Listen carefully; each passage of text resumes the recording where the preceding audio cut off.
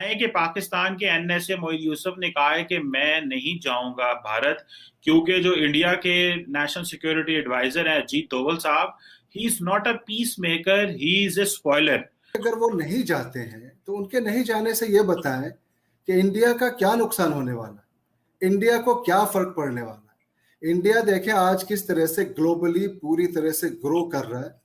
India की मौजूदगी आप देखें कहां कहां है, किस तरह से और किस बराबरी के साथ है। जो फॉरेन मिनिस्टर है ही हैड द चीट, जो उनके मिनिस्टर हैं फॉरेन अफेयर के लोकसभा में और प्रेस कॉन्फ्रेंस में कहते हैं कि will ensure, please quote on quote, will ensure Pakistan remains in grey list. कि अगर ये फैसला जो है इंडियन फॉरेन मिनिस्टर ने करना है तो what for are you sitting there as president.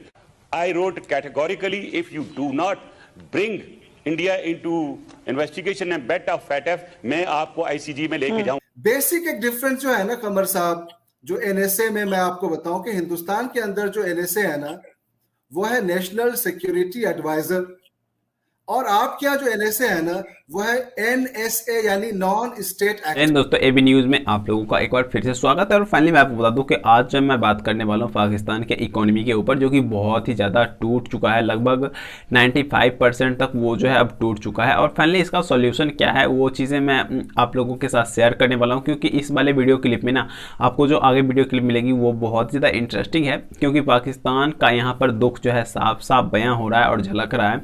क्योंकि यहाँ पर जब पाकिस्तानी मीडिया ने यहाँ तक कह दिया है कि पाकिस्तान जो है वो आईएमएफ का गुलाम हो चुका है, तो इसके पीछे रीजन क्या है कि पाकिस्तान ने सबसे ज़्यादा जो अगर कर्जे कहीं से लिए हैं तो वो लिए हैं आईएमएफ के अंदर से। तो आईएमएफ जो है उसका एक खुद का अपना प्रोग्राम होता है जिसके तहत जो होता है वो किसी भी देश को अपने अंदर लेकर के वहाँ की हर चीज़ अपने हिसाब से तरीके से अपने तरीके से वो चलाता है। तो पाकिस्तान जो है इतने ज़्यादा कर्जे ले चुके हैं कि अब उसे कर्जों का जो ब्याज है उसे भी देने के लिए नए कर्जे की तलाश करनी पड़ती है। तो अब जो है आईएमएफ ने अपना प्रोग्राम जो है उसमें पाकिस्तान को शामिल करने के लिए इनवाइट किया, और फाइनली पाकिस्तान के प्रधानमंत्री इमरान खान ने इस प्रस्ताव को स्वीकार भी कर लिया है। अब पाकिस्तान के अंदर जो भी चीज़ें होगी, जिस भी चीज़ की कीमत होगी, रेट होगी, वो फाइनली आईएमएफ ही तय करने वाला है कि कौन सी वस्तु की कीमत कितनी होनी चाहिए। हालांकि पाकिस्तान में तो अभी बहुत ही ज़्यादा महंगाई है, क्योंकि आपको हाल ही में पता चला होगा कि चीनी की कीमत जो है वो 170 रुपये केजी जो है वो पार कर चुका है। और जब ये आईएमएफ के हाथ में जाएगा ना तो ये और ज़्यादा महंगाई बढ़ने वाली है, क्योंकि आईएमएफ अपना कर्जा जो है वो वसूल कहाँ से करेंगे, यहाँ के जनता से ही करेंगे। और फाइनली यहाँ का कर्जा वो जो है चुकाने के लिए किसी भी हद तक जा सकते हैं, क्योंकि आपको पता होगा कि आईएमएफ आज तक का जो रिकॉर्ड है उनका, आईएमएफ के अंदर जो भी देश गया है, जैसे कि जिम्बाब्वे, उसके अलावा नामीबिया भी गया था शायद से, और उसके अलावा और भी बहुत सारी कंट्रियाँ गई थी, तो वो जो है पूरा का पूरा बर्बाद ही हो चुका था और फाइनली उसे बर्बाद करके छोड़ा था। और आज भी उस देश का हालात कुछ ऐसा है कि आज भी वहाँ के लोग जो है दाने दाने के लिए मोहताज होते हैं। और फाइनली सेम कंडीशन पाकिस्तान का भी होने वाला है, क्योंकि आने वाले अगले 3 से 4 साल के अंदर, 5 साल के अंदर पाकिस्तान में इतनी ज़्यादा महंगाई हो जाएगी कि वहाँ पर लोग और ज़्यादा परेशान होने वाले हैं। तो दोस्तों देखते हैं वीडियो क्लिप को और एंजॉय लेते हैं। और फाइनली आप लोगों का भाई अब ज़्यादा कुछ कहेगा नहीं, अगर वीडियो पसंद आती है तो वीडियो को लाइक और चैनल को सब्सक्राइब जरूर कर दीजिएगा। और मिलेंगे अब नेक्स्ट वीडियो में। हम आवाम को ये समझाना चाहें तो ये अब नजर आ रहा है कि एक सियासी असर है एफएटीएफ के ऊपर। जी मैं थोड़ी सी अर्ज करता हूँ, 2 नाम भूल गए। जॉर्जिया का 32.5% है और श्रीलंका का 22.5%। इसके अलावा मेरे पास और भी फिगर्स हैं। मैंने पहला लेटर जब लिखा फैटफ को तो मुझे जवाब नहीं आया। मैंने दूसरा लेटर लिखा और उसमें मैं कैटेगोरिकली मैंने कहा कि देखें आप फैटफ हैं जो कि एक ऑफिशियल ऑर्गेनाइजेशन नहीं है, G8 की आप एक रिप्रेजेंट करते हैं। और ये G8 जो कायम हुआ था एक इकोनॉमिक फोरम वर्ल्ड वार 2 के बाद हुआ, तो उसका मकसद ही सिर्फ अंडर डेवलप्ड कंट्रीज को पैसा देकर उनको नीचे लगाना था। Without going into these details मैं सिर्फ उससे एक सवाल किया कि देखें ये जो हमारे खिलाफ आपने किया है ये डिस्क्रिमिनेशन है। इसलिए उस वक्त इंडिया को मैंने सामने रखा कि इंडिया इसको टेररिस्ट फाइनेंसिंग भी करता है, उनकी ब्रुटैलिटीज इन कश्मीर आर नॉट हिडन, उनकी मुसलमानों पर जुल्म और सितम जो इंडिया में वो हैं। मैं किसी मुल्क के इंटरफेयर्स नहीं कर रहा हूँ इंटरनल अफेयर्स में, बट जो फैक्ट है आई एम टेलिंग यू।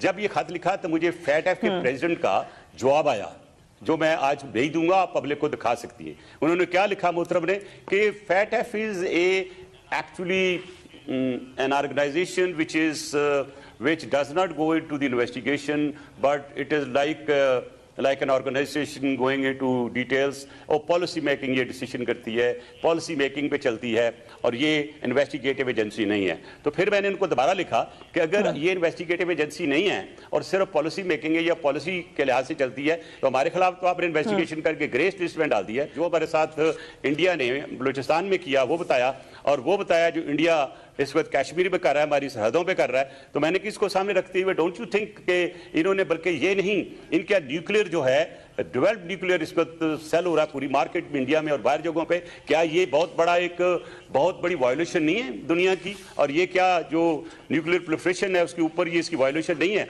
तो उसका जवाब नहीं आया। उन्होंने कहा will consider it, but I wrote categorically if you do not bring India into investigation and bat of FATF, मैं आपको आईसीजी में लेके जाऊंगा। ये भी खत मैंने लिखा। उसके बाद जो प्रेसिडेंट फैटेफ का वो टीवी पे आया और इंटरव्यू देते हुए जब एक क्वेश्चन कराया गया या किया गया या हुआ तो उन्होंने कहा कि मैंने लेटर आया था जी, मैंने इंडिया के खिलाफ इन्वेस्टिगेशन ऑर्डर कर दी अंडर फैटेफ।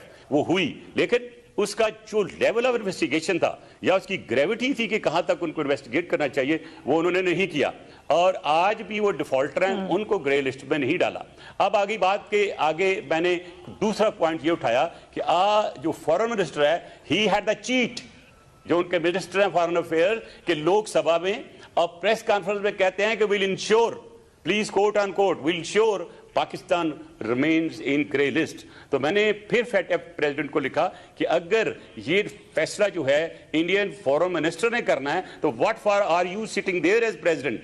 जिसका मतलब फैसला तो पहले हो चुका है, इंडिया ने करा दिया। कि पाकिस्तान के एनएसए मोईद यूसुफ ने कहा है कि मैं नहीं जाऊंगा भारत, क्योंकि जो इंडिया के नेशनल सिक्योरिटी एडवाइजर है अजीत डोवल साहब, he is not a peace maker, he is a spoiler. तो आप ये बताएं कि अगर मोईद यूसुफ साहब नहीं जाते तो जो भारत की एफर्ट थी कि सारी रीजन के ममालिक को इकट्ठा कर लेंगे, तो वो it is not going to be fruitful, और ये तो बहुत बड़ा एक सीरियस ब्लो लगा है भारत को अफगानिस्तान के मामले में। How do you see this Asif साहब? कमर साहब, इंडिया जो है ना वो बहुत ही पीस लविंग कंट्री है और इस तरह के बड़े एफर्ट्स इंडिया लगाते रहे हमेशा से, खास तौर से अपने पड़ोसियों के साथ जो उनके रिलेशंस होते हैं। अब अगर आज के इस बयान को देखा जाए, मतलब कल के आपके जो एनएसए हैं मोईद साहब, वो कह रहे हैं कि हम नहीं जाएंगे, तो पहली चीज तो यह है कि एक अच्छा मौका था, एक अच्छी अपॉर्चुनिटी थी और इसको अवेल करना चाहिए था।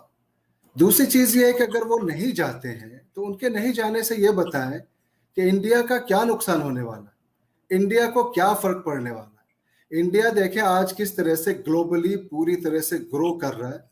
इंडिया की मौजूदगी आप देखें कहाँ कहाँ है, किस तरह से और किस बराबरी के साथ है। और वैसी सिचुएशन में अगर इंडिया के साथ पाकिस्तान के रिलेशंस बेहतर होते या इस तरह की जितनी भी इनिशिएटिव्स होती हैं इंडिया की तरफ से, अगर उसको डीरेल नहीं किया जाता, जैसे आज ही ये डीरेल कर दिया गया, अगर इसको नहीं किया जाता तो इससे फायदा किसका है? अब रहा सवाल कि उन्होंने जो ये बात कही, खास तौर से अभी आपने जो कहा ना कि spoilers can not be the peace makers, तो होता क्या है कि जो जिस तरीके का चश्मा पहनता है उसको दुनिया वैसी नजर आती है। स्पॉयलर्स कौन है, पीस मेकर्स कौन है, ये एक दुनिया को पता है। अगर वो एक इल्जाम लगाते हैं कि हिंदुस्तान या वहां के एनएसए स्पॉइलर हैं या पीस मेकर हो नहीं सकते, तो आप दुनिया की नजरों से देखें कि दुनिया ये कह रही कि कौन स्पॉइलर है और कौन पीस मेकर है। बेसिक एक डिफरेंस जो है ना कमर साहब, जो एनएसए में मैं आपको बताऊं कि हिंदुस्तान के अंदर जो एनएसए है ना वो है नेशनल सिक्योरिटी एडवाइजर, और आपके यहाँ जो एनएसए है ना वो है एनएसए यानी नॉन स्टेट एक्टर्स। और ये नॉन स्टेट एक्टर्स जो है ना, ये साथ में आप एस्टैब्लिशमेंट को भी जोड़ दें तो यहाँ जो है ना एनएसए की मीनिंग ही बदली हुई है आपने। तो जब उनको सिक्योरिटी से मतलब नहीं, उनको पाकिस्तान की आवाम की भलाई से मतलब नहीं, तो हिंदुस्तान का क्या बिगड़ने वाला आप ये बता दें। उनके नहीं जाने से या जाने से अगर तो वो आ जाते तो एक बड़ी अच्छी बात थी, एक अच्छा मौका था। और एक जितना भी इंट्रैक्शन होता है, कहते हैं ना people to people interactions, officers to officers interactions, और हाई लेवल की इस तरीके की मीटिंग्स जब होती है तो उससे तो देखें एक बहुत ही मौके बनते हैं। वहां पे जाके आप अगर कुछ आपको अपना डिससेटिस्फैक्शन किसी चीज में आप अग्री नहीं करते, वो आप दर्ज करवाते, वो दूसरी चीज होती। लेकिन सिरे से जैसे आपके प्रधानमंत्री का कहना होता है एब्सोल्युटली नो, तो उसी सेम इस पे पैटर्न पे आपके तमाम लोग चलते, ये भी कह रहे एब्सोल्युटली नो, हमें नहीं जाना।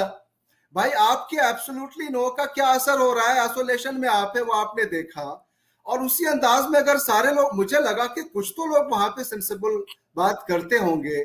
आप शेख रशीद साहब की बात कर लें जो उन्होंने बेतुके बयान दिए और देते रहते हैं, फवाद साहब की बात कर लें, या अभी आप इनकी बात कर लें जो ये कह रहे हैं कि आपके spoilers can not be peace makers. तो इन तमाम चीजों से वो अपना ही काम खराब कर रहे हैं, अपने मुल्क के लोगों का भला नहीं सोच रहे हैं। और इसमें एक अना दिखती है, कहीं ना कहीं एक एटीट्यूड है।